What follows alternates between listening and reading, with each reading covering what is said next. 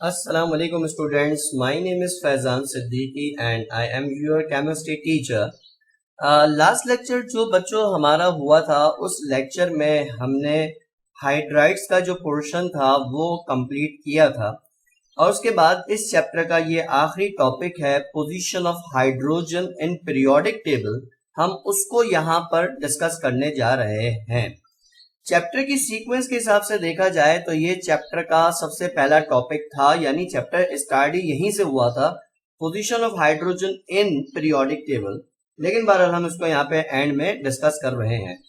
असल में हाइड्रोजन एक ऐसा सिंपलेस्ट एलिमेंट है कि जो पीरियोडिक टेबल के मुख्तलिफ ग्रुप्स में फिट किया जा सकता है। ठीक है, कौन कौन से ग्रुप में फिट किया जा सकता है? वो पीरियोडिक टेबल के ग्रुप 1A में फिट किया जा सकता है, प्लेस किया जा सकता है अल्कली मेटल्स के साथ। वो पीरियोडिक टेबल के ग्रुप 4A में प्लेस किया जा सकता है और वो पीरियोडिक टेबल के ग्रुप 7A में भी प्लेस किया जा सकता है। ठीक है, तो इसलिए हाइड्रोजन एक ऐसा सिंपलेस्ट एलिमेंट है जो पीरियोडिक टेबल के मुख्तलिफ ग्रुप्स में प्लेस किया जा सकता है। तो उसकी एग्जैक्ट पोजीशन कहां पे सही है या कहां पे सही नहीं है, हम उसको यहाँ पे डिस्कस करने जा रहे हैं। तो इसलिए जरा डिस्कशन इन ग्रुप्स का हाइड्रोजन के साथ कंपैरिजन है। डिस्कशन स्टार्ट करने से पहले ये बात ध्यान में रखिएगा कि पेपर में क्वेश्चन जो आता है उसको जहन में रखते हुए टॉपिक पढ़िएगा तो आसानी से हो जाएगा। क्वेश्चन यूं पूछा जाता है पेपर में कि justify that hydrogen is misfit in group 4 है। हाइड्रोजन ग्रुप 4A में मिसफिट है, जस्टिफाई करें। या क्वेश्चन आता है justify that position of hydrogen is correct in group 7A, ऐसे आ जाए।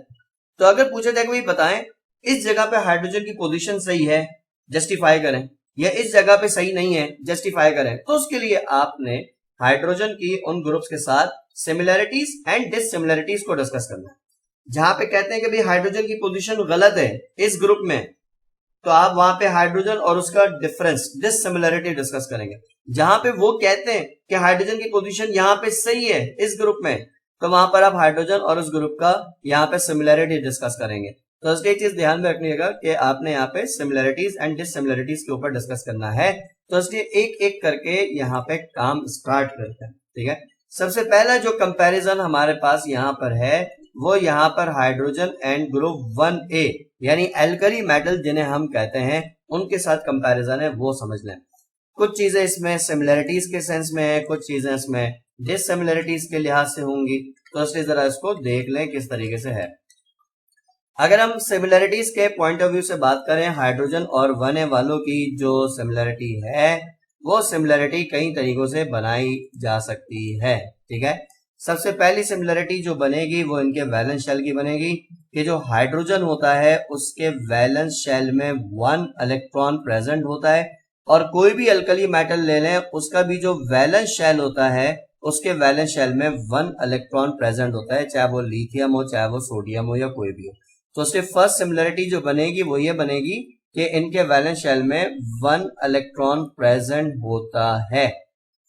दूसरी सिमिलरिटी जो बनाई जा सकती है वो ये बनाई जा सकती है कि इनकी कॉन्फ़िगरेशन पे, हाइड्रोजन की कॉन्फ़िगरेशन एटॉमिक नंबर 1 है, कॉन्फ़िगरेशन बनेगी 1s1। अगर मैं सोडियम की कॉन्फ़िगरेशन बनाऊं, एटॉमिक नंबर 11 है, तो कॉन्फ़िगरेशन बनेगी 1s2 2s2 2p6 3s1। तो अगर आप कॉन्फ़िगरेशन देखें, हाइड्रोजन की कॉन्फ़िगरेशन s ऑर्बिटल पे एंड हो रही है, सोडियम की कॉन्फ़िगरेशन भी s ऑर्बिटल पे ही एंड हो रही है। तो कॉन्फ़िगरेशन जिस ऑर्बिटल पे एंड होती है वो उस एलिमेंट का ब्लॉक कहलाता है। तो इसलिए आप ये कह सकते हैं कि both are s block elements. Hydrogen भी s ब्लॉक है और अल्कली मेटल्स भी जो हैं वो s ब्लॉक एलिमेंट्स हैं। s ब्लॉक एलिमेंट इसलिए हैं क्योंकि इनकी जो कॉन्फ़िगरेशन है वो s ऑर्बिटल पे एंड हो रही है, इस वजह से। तीसरी सिमिलरिटी जो यहाँ पे आप निकाल सकते हैं वो सिमिलरिटी ये निकाल सकते हैं कि ये मोनोवैलेंट कैटाइंस बनाते हैं। जैसे अगर आप HCl को आयोनाइज करें, आप NaCl को आयोनाइज करें, तो HCl आयोनाइज होके बनाएगा H positive Cl negative, NaCl ionize होके बनाएगा Na पॉजिटिव Cl नेगेटिव। तो पहली बात ये कि जब ये आयोनाइज होते हैं तो आयोनाइज होने पर इनके ऊपर +1 चार्ज आता है। तो जिन पे +1 चार्ज आए तो हम कहते हैं कि वो मोनोवैलेंट कैटआयंस हैं। तो ये मोनोवैलेंट कैटआयंस बनाते हैं। अच्छा, सिमिलरिटीज और डिससिमिलरिटीज के पॉइंट्स बहुत सारे निकाले जा सकते हैं, ठीक है ना, ये बात ध्यान में रखिएगा। तो कुछ पॉइंट्स बुक में होंगे, कुछ पॉइंट्स बुक से मुख्तलिफ नोट्स में होंगे, कुछ हमारे पॉइंट्स मुख्तलिफ होंगे। तो आपने जस्ट चार पॉइंट्स करने हैं, 4 पॉइंट्स, ठीक है, सिमिलरिटीज के 4 पॉइंट डिसिमिलरिटी के। आप लेक्चर वाले कर लें, आप नोट्स वाले कर लें, आप बुक वाले कर लें, कोई मसला नहीं है, आप कहीं से भी जो है वो कर सकते हैं, ठीक है ना। तो ये चीज ध्यान में रखिएगा। तो ये मोनोवैलेंट कैटाइंस जो है यहाँ पे बनाते हैं, तो ये सिमिलरिटी है। अच्छा, चौथी बात ये कि भाई ये क्योंकि अपने वैलेंस शेल में से इलेक्ट्रॉन को लूज करने की एबिलिटी रखते हैं, यानी हाइड्रोजन भी अपने वैलेंस शेल में से इलेक्ट्रॉन लूज कर सकता है और अल्कली मेटल्स भी अपने वैलेंस शेल में से इलेक्ट्रॉन को लूज करते हैं। तो इलेक्ट्रॉन लूज करने वाले जो भी एटम्स या ग्रुप्स होते हैं, हम उनको रिड्यूसिंग एजेंट्स का नाम देते हैं। तो ये as a reducing agent work करता है क्योंकि इलेक्ट्रॉन लूज करने की एबिलिटी रखता है, ठीक है। तो ये हाइड्रोजन की ग्रुप 1A के साथ सिमिलरिटी है। और भी सिमिलरिटीज निकाली जा सकती हैं, लेकिन बहरहाल ये सिंपलेस्ट है जो आपको याद होनी चाहिए। इसी तरह हाइड्रोजन की ग्रुप 1A के साथ जो डिससिमिलरिटीज हैं, तो उनको यहाँ पे डिस्कस करते हैं कि उनमें क्या क्या फर्क आ रहा है। सबसे पहली बात ये कि भाई इनके स्टेट्स का फर्क है, इनकी नेचर का फर्क है। हाइड्रोजन जो है वो अपनी स्टेट के लिहाज से गैस है, जबकि ग्रुप 1A के जितने भी एलिमेंट्स हैं वो सारे अपनी स्टेट के लिहाज से सॉलिड स्टेट में एग्जिस्ट करते हैं। तो स्टेट का डिफरेंस है। दूसरा डिफरेंस नेचर का है कि हाइड्रोजन जो है वो एक नॉन मेटल है और जितने अल्कलीज हैं ग्रुप 1 के एलिमेंट्स वो सारे के सारे मेटल्स हैं, ठीक है। तो इसलिए एक इनका नेचर का डिफरेंस बनाया जा सकता है, नॉन मेटल एंड मेटल का डिफरेंस बनाया जा सकता है, ठीक है।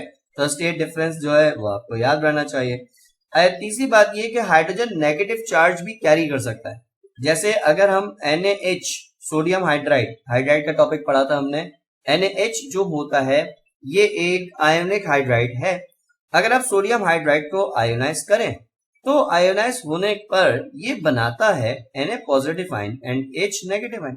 तो इसमें एक पॉइंट ये आ सकता है कि जो हाइड्रोजन होता है वो N आयन भी फॉर्म करता है, लेकिन जो अल्कली मेटल्स होते हैं ये सिर्फ और सिर्फ कैट आइंस बनाते हैं, alkali metals anion form नहीं करते। तो इसलिए एक ये डिफरेंस बन सकता है भाई। तो इस पॉइंट को भी जरा अपने नोटिस में रखिएगा, इसको याद रखिएगा भाई क्या होता है, ठीक है। अच्छा, चौथी बात ये है कि हाइड्रोजन जो है वो एग्जिस्ट करता है डाई एटॉमिक फॉर्म में, यानी दो एटम्स कंबाइंड फॉर्म में एग्जिस्ट करेंगे, H2 की फॉर्म में करेगा इन सिंपल। जबकि ग्रुप 1A के जो एलिमेंट्स होते हैं वो सिंगल एटम की फॉर्म में एग्जिस्ट कर सकते हैं, यानी वो मोनो एटॉमिक फॉर्म में एग्जिस्ट करते हैं, यानी सोडियम का एटम या इसी तरह पोटेशियम का एटम। तो इसलिए एक फर्क ये है कि भाई ये इस तरह के जो है ना वो है, ठीक है ना। और भी इसमें बनाए जा सकते हैं। एक पॉइंट अभी पढ़ाते पढ़ाते आगे कि भाई हाइड्रोजन का ऑक्साइड होता है जैसे H2O2, हाइड्रोजन पर ऑक्साइड कहते हैं, तो ये एसिडिक नेचर का होता है। लेकिन जो अल्कली मेटल्स के ऑक्साइड हैं जैसे सोडियम का ऑक्साइड है, पोटेशियम का ऑक्साइड है, वो अपनी नेचर के लिहाज से बेसिक होता है। तो आप कह सकते हैं कि hydrogen acidic oxide and alkali metals basic oxides बनाते हैं, ये इस तरह से होगा। तो ये आपके पास हाइड्रोजन का ग्रुप 1A के साथ कंपैरिजन है। सिमिलरिटीज, अगर वो कहते हैं हाइड्रोजन फिट है तो सिमिलरिटीज के पॉइंट डिस्कस करें, अगर वो कहते हैं हाइड्रोजन मिसफिट है तो डिसिमिलरिटीज के पॉइंट डिस्कस करना है। तो आपने इस तरीके से करना है। अच्छा, अगला यहाँ पे जो कंपैरिजन है हाइड्रोजन का ग्रुप 4A के एलिमेंट्स के साथ है। तो अगला कंपैरिजन यहाँ पे हम समझते हैं, पहले सिमिलरिटीज और फिर डिसिमिलरिटीज को करेंगे, ठीक है। थोड़ा सा रट्टाफिकेशन वाला टॉपिक है तो उससे जरा इसको क्विकली देख लें। अच्छा, भाई सिमिलरिटीज में जो पहला पॉइंट बनेगा वो स्ट्रक्चर के ऊपर हम बना सकते हैं। हाइड्रोजन का वैलेंस शेल K शेल और उसमें 1 इलेक्ट्रॉन प्रेजेंट होता है, ठीक है। अच्छा, इसी तरह से अगर कार्बन ले लें तो उसका जो वैलेंस शेल होता है, यानी अगर आप कार्बन के स्ट्रक्चर ड्रॉ करें, पूरा स्ट्रक्चर हम पूरा नहीं बना पाएंगे यहाँ पे, तो कार्बन अगर आप ले लें, ठीक है, तो उसका जो वैलेंस शेल है वो L शेल है, ठीक है। और इसमें जो इलेक्ट्रॉन्स प्रेजेंट होते हैं वो यहाँ पे 4 इलेक्ट्रॉन्स प्रेजेंट होते हैं। अब बात को समझो, K शेल में कैपेसिटी होती है 2 इलेक्ट्रॉन्स की और L शेल में कैपेसिटी होती है 8 इलेक्ट्रॉन्स की।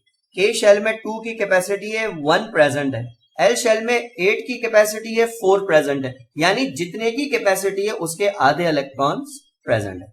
तो इसलिए हम कहते हैं कि इनके जो वैलेंस शेल होते हैं वो वैलेंस शेल हाफ फिल्ड होते हैं।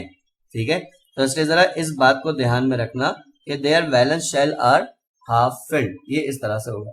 तो इसलिए सिमिलरिटीज का जो पहला पॉइंट है वो पहला पॉइंट इस तरह से चलेगा। अच्छा, दूसरा पॉइंट जो सिमिलरिटीज का बन सकता है वो ये बन सकता है कि भाई ये कोवेलेंट बॉन्ड्स बनाते हैं। जैसे मीथेन का स्ट्रक्चर देख लें तो हाइड्रोजन और कार्बन के दरमियान इलेक्ट्रॉन्स की म्यूचुअल शेयरिंग होती है और ये कोवेलेंट बॉन्डिंग करते हैं, तो इसकी कोवेलेंट बॉन्ड्स ये बनाते हैं। अच्छा, इसी तरह और क्या बन सकता है, बहुत सारे पॉइंट्स बन सकते हैं। आप बना सकते हैं कि भाई ये नॉन मेटल्स होते हैं। आप ये बना सकते हैं कि भाई, अच्छा एक पॉइंट बुक का मैं इसमें बना देता हूं कि बुक ये कहती है कि इनकी जो थर्मोडायनेमिक प्रॉपर्टीज होती हैं, थर्मोडायनेमिक प्रॉपर्टीज में जो प्रॉपर्टीज यहां पर आती हैं उनमें आती है, फर्स्ट टाइम में पढ़ा होगा, ionization potential, electronegativity, electron affinity, these are thermodynamic properties. तो बुक कहती है कि their thermodynamic properties are nearly equal, इनकी थर्मोडायनेमिक प्रॉपर्टीज इक्वल या एक दूसरे से क्लोजर होती हैं। एक चीज बुक में ये, जैसे फॉर एग्जांपल हाइड्रोजन की इलेक्ट्रोनेगेटिविटी को कंपेयर करें हम कार्बन से, तो हाइड्रोजन की जो इलेक्ट्रोनेगेटिविटी होती है वो होती है 2.1। अगर आप कार्बन की देखें तो कार्बन की होती है 2.5, सिलिकॉन की देखें उसकी तकरीबन 2.0 होती है अप्रोक्सीमेटली। तो बात क्या है कि इनकी जो इलेक्ट्रोनेगेटिविटी की वैल्यूज हैं वो एक दूसरे से क्लोजर है, ये पॉइंट है। तो इसलिए इस चीज को उन्होंने कहा हुआ है कि इनकी जो थर्मोडायनेमिक प्रॉपर्टीज होती हैं वो एक दूसरे के करीब करीब होती हैं, ये इस तरह से। तो इसकी ये सिमिलरिटीज बनती है हाइड्रोजन की ग्रुप 4A के साथ। इसी तरह अगर आप इसकी डिससिमिलरिटीज निकालें तो डिससिमिलरिटीज किस तरह से बनती है जरा उसको भी देख लें। पहली तो डिससिमिलरिटी इनके स्ट्रक्चर के ऊपर बनेगी। अगर आप हाइड्रोजन के स्ट्रक्चर को दोबारा से देखें और इसी तरह आप कार्बन फैमिली के स्ट्रक्चर को दोबारा से देखें तो इनके वैलेंस शेल में इलेक्ट्रॉन की तादाद मुख्तलिफ है। हाइड्रोजन का जो वैलेंस शेल होता है उसमें 1 इलेक्ट्रॉन प्रेजेंट होता है। इसी तरह अगर कार्बन फैमिली है उसका जो वैलेंस शेल है तो उसमें 4 इलेक्ट्रॉन जो हैं वो प्रेजेंट होते हैं। तो इसलिए इसमें पहला जो डिफरेंस आएगा वो फर्स्ट डिफरेंस ये है कि हाइड्रोजन का वैलेंस शेल जो होता है उसमें 1 इलेक्ट्रॉन प्रेजेंट होता है और कार्बन फैमिली का जो वैलेंस शेल होता है उसमें 4 इलेक्ट्रॉन्स प्रेजेंट होते हैं। ये इस तरीके से यहाँ पर होता है, ठीक है ना। तो इसलिए पहला जो पॉइंट ऑफ डिफरेंस है वो पॉइंट ऑफ डिफरेंस यहाँ पे इस तरह से आएगा। अच्छा, दूसरी जो डिससिमिलरिटी है वो दूसरी डिससिमिलरिटी इनकी कॉन्फ़िगरेशन पे निकाली जा सकती है कि आप हाइड्रोजन की कॉन्फ़िगरेशन देखें तो ये बनती है 1s1। अगर आप कार्बन की कॉन्फ़िगरेशन देखें तो ये बनती है 1s2, 2s2, 2p2। तो कॉन्फ़िगरेशन के लिहाज से देखें तो ब्लॉक्स मुख्तलिफ हैं कि हाइड्रोजन जो है वो s ब्लॉक का एलिमेंट है और कार्बन फैमिली जो है वो p ब्लॉक में आएंगे, क्योंकि कॉन्फ़िगरेशन में जो ऑर्बिटल्स आ रहे हैं वो मुख्तलिफ ऑर्बिटल्स आ रहे हैं, तो इसलिए इनके ब्लॉक्स जो है वो मुख्तलिफ होंगे। वैलेंसी का फर्क होगा, मैंने मीथेन की एग्जाम्पल पीछे दी, अब उसको डिफरेंस के एंगल से मैं आपको समझा दूं। तो वैलेंसी का डिफरेंस है कि हाइड्रोजन एक वक्त में एक बॉन्ड बनाता है, कार्बन एक वक्त में 4 बॉन्ड्स बनाता है। तो जो एक वक्त में एक बॉन्ड बनाए उसको हम कहते हैं मोनोवैलेंट। तो इसलिए हाइड्रोजन जो है वो मोनोवैलेंट होता है। कार्बन फैमिली जो है वो एक वक्त में 4 बॉन्ड बनाती है, तो जो 4 बॉन्ड बनाए उसको हम कहते हैं वो टेट्रावैलेंट है। तो इसलिए कार्बन फैमिली जो होती है वो टेट्रावैलेंट होती है। तो एक जो डिफरेंस है यहाँ पे वो इस तरीके से चलेगा। एक डिफरेंस जो है वो स्टेट का बना सकते हैं कि हाइड्रोजन जो है वो एग्जिस्ट कर रहा होता है गैस की फॉर्म में और ग्रुप 4A के जितने भी एलिमेंट्स हैं ये सारे के सारे एग्जिस्ट कर रहे होते हैं सॉलिड फॉर्म में। तो आप स्टेट का डिफरेंस बना सकते हैं। तो इसलिए यहाँ पर जो है ये जो डिससिमिलरिटीज हैं हाइड्रोजन की एंड ग्रुप 4 की, तो ये डिससिमिलरिटीज याद रखिएगा। इसके अलावा और भी पॉइंट्स निकाले जा सकते हैं लेकिन ये के बहरहाल इतने याद रखिएगा। इसी तरह से बच्चों अगला जो कंपैरिजन है वो कंपैरिजन है हाइड्रोजन का एंड हैलोजेंस का। हैलोजेंस पीरियोडिक टेबल के ग्रुप 7A के एलिमेंट्स को कहा जाता है, ये बात आप लोगों को पता है। तो उनके साथ कंपैरिजन है और कंपैरिजन भी जो यहाँ पर है वो पहले सिमिलैरिटीज का कंपैरिजन है, देन उसके बाद इनकी डिससिमिलरिटीज का कंपैरिजन है। तो अगर आप सिमिलरिटीज के पॉइंट ऑफ व्यू से पहले कंपेयर करें तो देखें क्या बनेगा। अगर मैं हाइड्रोजन का स्ट्रक्चर बनाऊं तो स्ट्रक्चर इसका यू बनेगा, ठीक है। इसी तरीके से अगर मैं यहाँ पे कार्बन का स्ट्रक्चर बनाऊं, सॉरी हाइड्रोजन का ये बनेगा, ठीक है ना। इसी तरीके से अगर मैं उसका हैलोजन्स का स्ट्रक्चर बनाऊं ग्रुप 7 के एलिमेंट्स का, जैसे ग्रुप 7 में सबसे पहले फ्लोरीन है, तो मैं उसका वैलेंस शेल अगर आपको दिखाऊं, ठीक है, तो वो किस तरीके से आएगा जरा उसको समझ लें कि भाई आपके पास फ्लोरीन है, एटॉमिक नंबर 9 है, 2 इलेक्ट्रॉन के शेल में होते हैं और इसके 7 इलेक्ट्रॉन्स जो होते हैं वो एल शेल में होते हैं। तो एल शेल के 7 इलेक्ट्रॉन्स ये रहे 1 2 3 4 5 6 7, ये 7 इलेक्ट्रॉन्स हैं वो एल शेल के होते हैं, ठीक है ना। और हाइड्रोजन में एक ही शेल है, वो के शेल है। अच्छा, अगर आप इसमें सिमिलरिटीज के पॉइंट ऑफ व्यू से देखें, के शेल में कैपेसिटी जो होती है वो 2 इलेक्ट्रॉन्स की होती है, 1 प्रेजेंट है, 1 और चाहिए। एल शेल में कैपेसिटी 8 इलेक्ट्रॉन्स की होती है, 7 ऑलरेडी प्रेजेंट है, 1 इलेक्ट्रॉन चाहिए। तो इसलिए पहला पॉइंट ऑफ सिमिलरिटी वो ये बनेगा कि they require 1 electron to fill their valence shell. इनको अपना वैलेंस शेल फिल करने के लिए एक इलेक्ट्रॉन जो होता है वो यहाँ पे रिक्वायर्ड होता है। तो requires 1 electron to fill their valence shell, ठीक है। तो इसलिए इसमें एक पॉइंट ऑफ सिमिलरिटी, यानी अगर आप एक एक इलेक्ट्रॉन फिल करते हैं हाइड्रोजन में, कार्बन में, तो उनका वैलेंस शेल कंप्लीटली फिल हो जाएगा। ये इस तरह से होता है, ठीक है। अच्छा, दूसरी बात, दूसरा पॉइंट ऑफ सिमिलरिटी, जैसे HCl का स्ट्रक्चर देख लें या HF का स्ट्रक्चर देख लें, हाइड्रोजन क्लोरीन के साथ और क्लोरीन हाइड्रोजन के साथ, हाइड्रोजन फ्लोरीन के साथ और फ्लोरीन हाइड्रोजन के साथ सिंगल बॉन्ड बना रहे हैं। तो जो सिंगल बॉन्ड बनाते हैं उनको हम मोनोवैलेंट का नाम देते हैं। तो इसलिए ये जो हैं ये सारे के सारे मोनोवैलेंट होते हैं। ये एक पॉइंट ऑफ सिमिलरिटी इस तरह से बनेगा, ठीक है। तीसरी बात ये कि हमने पढ़ा था कि हाइड्रोजन का ऑक्साइड है H2O2, इसी तरह क्लोरीन का ऑक्साइड है Cl2O2 Cl2O7। तो इनके जो ऑक्साइड्स होते हैं वो अपनी नेचर के लिहाज से एसिडिक ऑक्साइड्स ये बनाते हैं। तो इसके एक पॉइंट ऑफ सिमिलरिटी ये बनेगा। अच्छा, एक पॉइंट ऑफ सिमिलरिटी जो यहाँ पे हम निकालेंगे, वो पॉइंट ऑफ सिमिलरिटी जो है वो इस तरह से निकल सकता है कि हाइड्रोजन और हैलोजेंस ये सारे के सारे नॉन मेटल्स होते हैं, आप इस पे निकाल सकते हैं। एक पॉइंट ऑफ सिमिलरिटी इस पे निकाल सकते हैं कि ये एग्जिस्ट करते हैं डाई एटॉमिक फॉर्म में, यानी हाइड्रोजन एग्जिस्ट करेगा तो H2 की फॉर्म में, क्लोरीन एग्जिस्ट करेगा तो Cl2, ब्रोमीन एग्जिस्ट करेगा तो Br2, आयोडीन एग्जिस्ट करेगा तो I2 की फॉर्म में एग्जिस्ट करेगा। तो इसलिए इनकी एग्जिस्टेंस के ऊपर आप बना सकते हैं कि ये डायटोमिक फॉर्म में एग्जिस्ट करते हैं। ये इनका पॉइंट ऑफ सिमिलरिटी। इसी तरह से अगर आप इनकी डिससिमिलरिटीज देखें,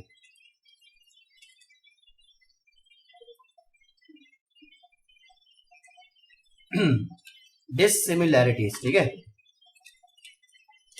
तो हाइड्रोजन और हैलोजेंस की डिससिमिलरिटीज में भी बहुत सारी बातें की जा सकती हैं। फर्स्ट डिससिमिलरिटी इनके स्ट्रक्चर पे ही हम बना सकते हैं यहाँ पे, ठीक है। और वो किस तरह से बनेगा, आप वैलेंस शेल में इलेक्ट्रॉन की तादाद पे बना सकते हैं कि जो हाइड्रोजन का वैलेंस शेल होता है उसमें 1 इलेक्ट्रॉन प्रेजेंट है, और कोई भी हैलोजन है उसके जो वैलेंस शेल होते हैं उसमें 7 इलेक्ट्रॉन्स जो हैं वो प्रेजेंट होते हैं। तो नंबर ऑफ इलेक्ट्रॉन का डिफरेंस होता है कि हाइड्रोजन के वैलेंस शेल में 1 इलेक्ट्रॉन होता है, ठीक है, 1 इलेक्ट्रॉन इन वैलेंस शेल, और जितने भी हैलोजेंस हैं उनके वैलेंस शेल में 7 इलेक्ट्रॉन्स प्रेजेंट होते हैं। तो पहला जो पॉइंट ऑफ डिफरेंस है वो पॉइंट ऑफ डिफरेंस इस तरीके से बनेगा। दूसरा पॉइंट मैं बुक से ले लेता हूं, वो ये है कि हाइड्रोजन जो है वो गैस की फॉर्म में एग्जिस्ट कर रहा है, हैलोजेंस जो होते हैं वो मिक्स्ड फॉर्म में होते हैं, यानी सारे के सारे हैलोजन जो होते हैं वो गैस फॉर्म में एग्जिस्ट नहीं करते, वो मिक्स्ड फॉर्म में एग्जिस्ट करते हैं। जैसे हैलोजेंस का जो सिलसिला है वो इस तरह से है कि ऊपर के जो हैलोजेंस हैं, फ्लोरीन एंड क्लोरीन, ये एग्जिस्ट करते हैं गैस की फॉर्म में, ब्रोमीन एग्जिस्ट करता है लिक्विड फॉर्म में, ठीक है, और आयोडीन जो है वो एग्जिस्ट करता है सॉलिड फॉर्म में, सेमी सॉलिड या सॉलिड कह लें। तो इसलिए इनकी जो फॉर्म्स या स्टेट्स होती हैं उनमें यहाँ पे डिफरेंस होता है। तो इसलिए एक पॉइंट ऑफ डिफरेंस ये रहा। अच्छा, हाइड्रोजन जो है एक बहुत पावरफुल रिड्यूसिंग एजेंट है, मुख्तलिफ जगहों पे रिडक्शन के लिए इसको हम इस्तेमाल करते हैं। और जो हैलोजेंस है यानी ग्रुप 7 के जो एलिमेंट्स हैं ये बहुत पावरफुल ऑक्सीडाइजिंग एजेंट है, तो इसलिए बिल्कुल ऑपोजिट बिहेवियर इनका है कि वो रिड्यूसिंग और वो ऑक्सीडाइजिंग एजेंट्स होता है। चौथा जो पॉइंट ऑफ डिफरेंस है वो पॉइंट ऑफ डिफरेंस ये है कि इनकी आप ब्लॉक पे बना दें, हाइड्रोजन की कॉन्फ़िगरेशन लिखेंगे ये होगी 1s1, अगर आप फ्लोरीन की लिखेंगे तो ये होगी 1s2 2s2 2p5। तो अगर आप कॉन्फ़िगरेशन में देखें तो हाइड्रोजन की कॉन्फ़िगरेशन s ऑर्बिटल पे एंड हो रही है, hydrogen belongs to s block of periodic table, और हैलोजन जितने भी है उनकी कॉन्फ़िगरेशन p ऑर्बिटल पे एंड होती है, तो halogen belongs to p block of periodic table, तो इनके ब्लॉक्स मुख्तलिफ हैं। तो आपके पास ये इसका कंपैरिजन है। इसके अलावा मजीद कई एक पॉइंट्स निकाल आप सकते हैं कि हाइड्रोजन पॉजिटिव चार्ज करता है, कैरी करता है, हाइड्रोजन नेगेटिव चार्ज कैरी करता है, बहुत सारे पॉइंट्स इसमें निकाले जा सकते हैं। लेकिन ये बेसिक जो कंपैरिजन है ये आपको पता होना चाहिए कि भाई ये इस तरीके से है, और ये कंपैरिजन आप टेक्स्ट बुक से भी देख सकते हैं और वहां से भी देख सकते हैं, नोट्स वगैरह से भी आप लेक्चर में से देख सकते हैं, अपनी वर्डिंग्स में लिख सकते हैं, कोई इसमें बड़ा मसला नहीं है। तो इसलिए यहाँ पर आकर जो है वो चैप्टर नंबर 1 जो है वो यहाँ पर आकर क्लोज हो जाता है, तो इसलिए इसको जरा ध्यान में रखिएगा। आपको इसकी प्रैक्टिस शीट और एमसीक्यू शीट और पास पेपर्स वगैरह जो है वो यहाँ पे प्रोवाइड किए जाएंगे।